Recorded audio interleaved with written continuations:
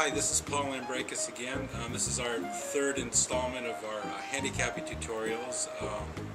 What we're trying to do with these tutorials is to get you to think about what the handicapping process is all about. Our first tutorial was about how to read the racing form. Last time we talked about the buyer number. What the handicapping process is really when you first look at a race, you want to narrow down your contenders. And using the buyer number, that's one good way to do it. Find the horses that were able to run that buyer par number we talked about, and those will be your contenders. Now, what happens sometimes is you have a lot of horses that are maybe you consider equal, or there may not be a buyer par number for that particular race, so we have to use other ways to narrow down the field to find our contenders.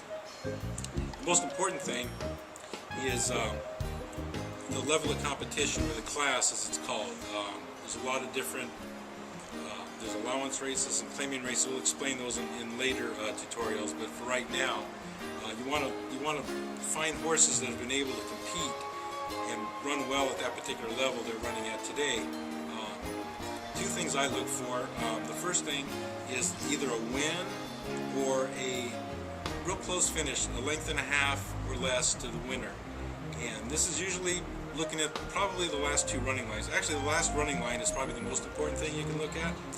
But we always give a horse an alibi, or you might have had trouble that race, or he's over his head, or whatever.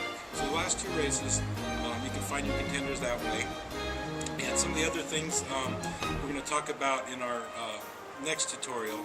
But just remember that the handicapping process, we want to narrow down the field to the horses we consider to be contenders, and then we're going to work from there. And we'll see you next time.